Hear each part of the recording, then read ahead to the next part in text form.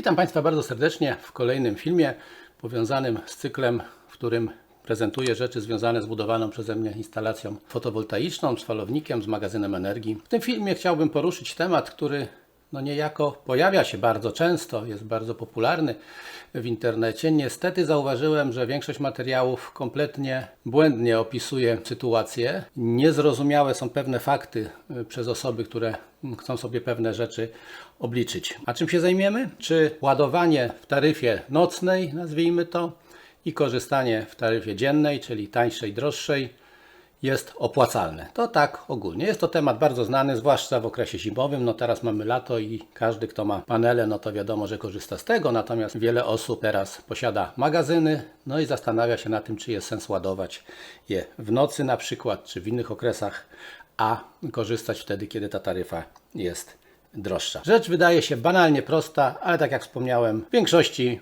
źle jest zrozumiana, gdzie leży problem i jak to dokładnie obliczyć. Nie odpowiem Państwu na pytanie, czy to się opłaca, ale dzięki temu będziecie wiedzieli po pierwsze, jak to obliczyć i po drugie, na co zwrócić uwagę, co się wiąże tutaj z kosztami tego rozwiązania. Że nie jest to tylko ilość energii w tym momencie, jaką zużywa nasz dom i odbiorniki, jakie w nim się znajdują, ale dochodzi w tym momencie dużo więcej składników. I o tym już za chwilę opowiem. Tu widzicie taki przykładowy panel z Home Assistant, to jest panel Energia.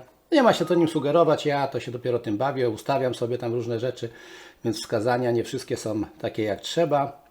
Tak jak powiedziałem, uczę się tego tematu, może kiedyś o tym też opowiem. Teraz już konkretnie o samym zużyciu energii, taryfa nocna, taryfa dzienna, system, bez systemu itd. W wielu momentach, w wielu sytuacjach spotkałem się z czymś takim, że ktoś po prostu bierze ilość zużytej energii miesięcznie, przelicza to według tam jakiejś innej stawki, no i mu wychodzi, że zaoszczędzi na tym, nie wiem, 100-200 zł, w zależności od zużycia, od taryfy. Ładnie, pięknie, a w praktyce się okazuje, że pozmieniał, no i płaci więcej niż wyszło mu z tych niby wyliczeń. No i gdzie tu jest ten problem? No problem jest w jednym podstawowym tutaj miejscu i to widać między innymi na tym wykresie, czyli przepływ energii. Mamy coś takiego jak nieśledzone zużycie. Tak to określa tutaj ten Home Assistant. A co to jest to nieśledzone zużycie? No jest to zużycie, które pokazuje, że gdzieś ta energia została pobrana, a on nie wie, gdzie została wykorzystana. Wszystkie tutaj ustawienia są, że to, co idzie na dom, czyli pobór dom, pokazuje całość energii, która idzie na dom, natomiast on ma jakieś nieśledzone zużycie. Oczywiście to jest przykład, nie musicie mieć Home Assistanta, w ogóle to nie jest potrzebne. Skąd się bierze tutaj tak zwane nieśledzone zużycie, a co to jest naprawdę? Bo wiele osób zapomina o tym, to już zauważyłem, że każde urządzenie elektryczne, a zwłaszcza coś takiego jak falownik plus magazyn energii, nie jest urządzeniem, które ma 100% sprawności, czyli że tyle ile wejdzie, tyle z niego wyjdzie. Nie, tutaj ta sprawność niestety jest na różnym poziomie, w różnych urządzeniach jest różna. Ja to robię na przykładzie zestawu z falownikiem DEJE i magazynem energii DEJE. Tutaj jaka to jest firma nie ma znaczenia, bo przy tej metodzie, której później pokażę jak to obliczyć, liczymy po prostu ten co mamy, ale wyniki mogą być inne niż tutaj, które ja uzyskałem. No po pierwsze sam falownik potrzebuje energii na swoje zasilenie, na podtrzymanie układów pracy i tak samo przetwornica DC, AC, AC-DC, w zależności w którą stronę ten prąd nam płynie, też ma straty. Druga i to całkiem spora strata jest na magazynie energii i sam magazyn, same baterie jako takie też nie mają 100% sprawności. No i cały proces BMS i tak dalej, to wszystko też zużywa energię i też tam te straty są. No, wydawałoby się duże, nieduże, o tym zaraz zobaczycie już na konkretnym przykładzie, jak to wygląda, ale niestety one są bardzo istotne w tym procesie obliczania, czy to nam się opłaca, czy nie. Kolejny temat, no musimy skądś mieć te dane. Ja korzystam tutaj z zewnętrznych mierników, które wiem, że dobrze pokazują. Są to niejako certyfikowane mierniki do pomiaru energii, czyli jeden miernik mierzy mi to, co pobiera dom, drugi to, co idzie z miasta. Oczywiście to można wykorzystać licznik energii, który mamy przez zakład energetyczny założony. No i wtedy ta różnica pokazuje, ile poszło na straty tego systemu, czyli magazyn plus baterie. Oczywiście możemy korzystać z danych, które ma falownik, tak jak to właśnie tutaj jest na tym wykresie. To są dane z falownika, ale nie wszystkie są idealne i dla przykładu, jeżeli chodzi o DEA na przykład, że w momencie jak ładujemy magazyn energii z sieci, to on do obciążenia load dodaje własne obciążenie. Czyli to, co zużywa sam, dorzuca do loada. No więc w tym momencie mamy zafałszowany już ten wynik, bo to wcale nie idzie na dom, tylko idzie nam na zużycie przez falownik. Także dlatego mam te osobne mierniki, żeby to zobaczyć. Oczywiście trzeba te dane zebrać z jak najdłuższym okresie, zimą, no bo tak jak powiedziałem, latem to wygląda inaczej. Oczywiście w lato, kiedy chodzą nam panele, te straty są jeszcze większe, no bo jeszcze dochodzi MPPT i przetwarzanie tego wszystkiego i przetwornica z wysokiego na niskie napięcie. Czasami mniej słońce produkuje niż idzie na straty. Te, które są potrzebne do obsługi tej produkcji ze słońca, to już są takie niuanse, tego nie pominiemy, każde urządzenie ma to inaczej zorganizowane, po prostu musimy wiedzieć, jakie te straty są.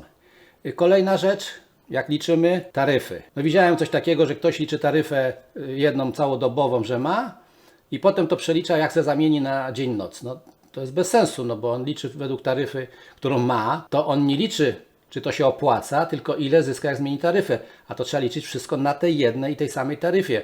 Obciążenie, jakie byśmy mieli bez magazynu i bez falownika, a jakie będziemy mieli zużycie z falownikiem i z magazynem. To musi być ta jedna, dokładnie ta sama taryfa. Tutaj tak na szybko tylko przejdę. Mówię, to są przykładowe moje panele i jest taki wskaźnik tutaj, który teraz on oblicza od jakiegoś czasu. To jeszcze nie jest bardzo dokładnie, za krótki termin jest do obliczenia, no ale tak pokazuje mi sprawność tego procesu, czyli ile energii zużył system, a ile zużył dom. No i sprawność wychodzi na poziomie 80%.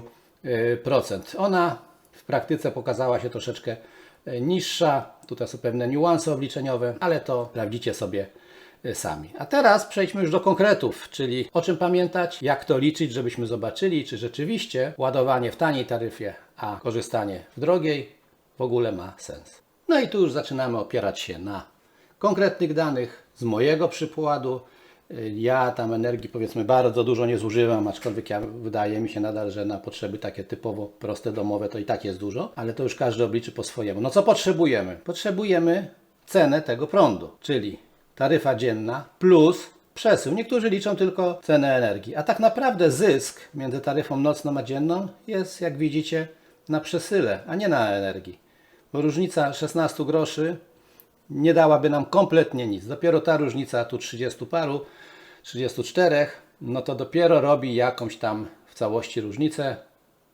No i widzicie, jak to wygląda tutaj w całości, jeżeli chodzi o cenę taryfy dziennej w całości, czyli energia plus przesył, a to taryfa nocna, energia plus przesył. To jest dla mojego rejonu z operatora PGE taryfa G12W. Oczywiście jak macie inną, typowo G12, G12N i tak dalej, to musicie sobie do niej dostosować. Co jest jeszcze bardzo istotne do tego obliczenia? Stosunek poboru tej energii przez nasze gospodarstwo, czyli kiedy jest pobierana energia w taryfie dziennej, kiedy w nocnej. Jaki jest stosunek tego poboru? I to na liczniku najlepiej zewnętrznym, dwutaryfowym, to zobaczyć, żebyśmy wiedzieli, ile my tej energii kiedy pobieramy, no bo suma energii nam nic kompletnie nie da, bo dalej nie wiemy kiedy, w jakich taryfach pobieramy. U mnie średnio wyszło, że w dziennej taryfie 35% miesięcznie energii jest pobierana, a 65% w nocnej, czyli więcej korzystam z tej nocnej. Jeżeli ktoś więcej korzysta z dziennej, od razu mówię, że będzie się to bardziej opłacała ta różnica. Straty systemu. No właśnie ten pobór własny. Ile ten system nam pobiera tej energii? U mnie na przestrzeni kilku miesięcy zimowych, zaznaczam, no bo to jest cały czas kwestia tego, kiedy naprawdę z tego korzystamy, ten pobór na potrzeby własne, straty tak naprawdę, które są w magazynie energii i falowniku, wynosił średnio między 90 a 100 kW. Oczywiście jeżeli zmieni się charakter odbioru tego prądu, oczywiście jeżeli będzie też inne zużycie miesięczne, no bo to jest dla mojego zużycia, które zaraz tam zobaczycie. Przy innym zużyciu te straty będą większe. Jeżeli mamy urządzenia, które przez większość czasu duży mają pobór prądu, to te straty mogą być mniejsze. Dlaczego? No sam falownik jako urządzenie ma mniejsze straty, kiedy jest bardziej obciążony. No tak działają przetwornice. Ja mam niewielkie obciążenie, więc te straty procentowo są dużo większe niż by były, gdyby ten falownik miał dużo większe. Dla przykładu, jeżeli ja mam obciążenie 600 W na przykład przez długi okres, a w nocy na przykład 300, no to on potrafi 70-90 watów na swoje potrzeby wziąć. Jeżeli obciążam jeszcze w dodatku równomiernie 3 fazy i ciągnę na przykład 3 kW, to pobór własny, czyli te straty, są niewiele większe, bo są na poziomie 120 watów, więc procentowo są dużo mniejsze. No i przejdźmy dalej dla mojego konkretnego, jednego wybranego miesiąca i zużycie dla tego konkretnego miesiąca pomiarowego, jak tu jest zapisane, wynosiło. Pobór sieci 450. To był temat kompletnie bez fotowoltaiki, to jeszcze zaznaczam. Także bardzo ładnie to można sobie policzyć. Sam dom, czyli urządzenia odbiorcze, pobrały 359, czyli po przeliczeniu tego stosunku dzień-noc, to mniej więcej to się zgadzało na liczniku. Z dziennej pobrałem 126 kWh, z nocnej 233. No i jak sami widzicie, straty nam wyniosły 91 kWh. Czyli zobaczcie, prawie 3 idzie w powietrze na samym systemie. Dużo, mało? Pomyślcie sami. No i teraz obliczenia. I to co najważniejsze, zanim przewinę do całej reszty. Koszt energii. No oczywiście, no tu już są tylko wyniki, no już każdy umie przeliczyć ilość kilowatów razy cena. Dzienna energia 157, nocna 147, czyli razem 304 PLN polskich złotych, gdybym zapłacił normalnie bez systemu. Koszt energii z magazynem, czyli taryfa nocna razy 450, bo ładowany jest w taryfie nocnej, wyniósł nam 284 zł. Czyli efekt jaki jest? Zysk 20 zł. No to można powiedzieć, że praktycznie wychodzimy na to samo. Nie ma żadnego zysku. No 20 zł, jeżeli rozłoży nam się te charakter obciążenia, będą większe straty i tak dalej, to będziemy oscylować w tym poziomie. Jeżeli mamy taki sam charakter obciążenia, zużywamy 2 razy więcej energii niż ja zużyłem, no to zysk będzie po prostu 40 zł. Tutaj to równomiernie idzie. Tak jak powiedziałem wcześniej, jeżeli byśmy większość zużycia mieli w taryfie dziennej, no to wtedy ten zysk bardzo mocno by rósł, bo gdybyśmy zamienili teraz taryfę dzienną z nocną, czyli że ja 65% tutaj używam w taryfie dziennej, a 35% w nocnej, no to już ta kwota byłaby kilkukrotnie wyższa tego zysku.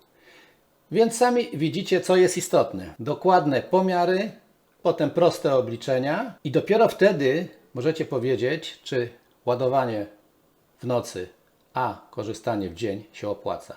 Bo takie proste przeliczenie, że chałupa zużyła 200, to kosztowało tyle, a w tej taryfie kosztuje tyle, no to jak już widzicie sami, nic to nie da, bo straty to jest najważniejsza rzecz. Liczenie według tej samej taryfy, bo to jest istotne tu w tym momencie, żeby liczyć według tej samej taryfy, a nie, że dom wcześniej jak byliśmy jedna taryfa, a przechodzimy na dwutaryfowy system i teraz sobie liczymy, bo to nie ma kompletnie sensu. No i dokładne pomiary, dokładne obserwacje, czyli znanie tej charakterystyki, jak pobieramy tą energię, żeby sobie to dokładnie obliczyć. Także mam nadzieję, że ten film Wam wyjaśnił pewne tutaj rzeczy, że teraz sobie usiądziecie sami, jeżeli będziecie chcieli przed zimą i policzycie coś takiego, czy to się opłaca. Oczywiście no, trzeba teraz będzie w zimę, w te pierwsze miesiące zebrać, w zimę, na jesieni, no już zebrać te dane o charakterze tutaj poboru, aczkolwiek no sam pobór jaki jest, czy więcej jest w dzień, czy więcej w nocy, no to też już można wcześniej na podstawie no właśnie jakichś obserwacji, obliczeń, zbierania danych przez falownik, no to musicie skądś wziąć te dane, no bo te dane są potrzebne, bez tego nic nie wyliczycie, co miałoby ręce i nogi i pokazywało, ile naprawdę możecie mieć zysku. Ja, tak jak widzicie, no tutaj tego zysku wielkiego nie mam. Czasami był większy, także zdarzało się, że nawet tam 50 zł to wyszło. Tak jak mówię, nie ma tego obciążenia, podziału i tak dalej, no identycznego w każdym miesiącu. Czasami troszkę jest więcej w dzień, czasami troszeczkę więcej w taryfie nocnej, więc to się zmienia, ale średni na podstawie chyba 3 miesięcy, ja to liczyłem, jest mniej więcej taki, no więc no mogę ładować, ale czy na tym korzystam? Nie. Jeżeli ktoś ogląda moje filmy, wie, że i tak to robię, bo ja jestem odpięty od sieci i chcę być od tej sieci odpięty praktycznie najlepiej 100%, bo to, co w tej sieci się znajduje, ten, za przeproszeniem, syf energetyczny, no to tylko psuje urządzenia i nic więcej. I to jest dla mnie zysk, którego no, można nawet na pieniądze przeliczyć. Może zrobię o tym film, dlaczego to odpięcie też spowodowało pewien innego rodzaju zysk, który w efekcie też jest zyskiem finansowym. Ale ja się cieszę, że jestem odpięty od sieci i mam stabilne, ładne napięcie w gniazdkach, a nie ten śmieć, który przychodzi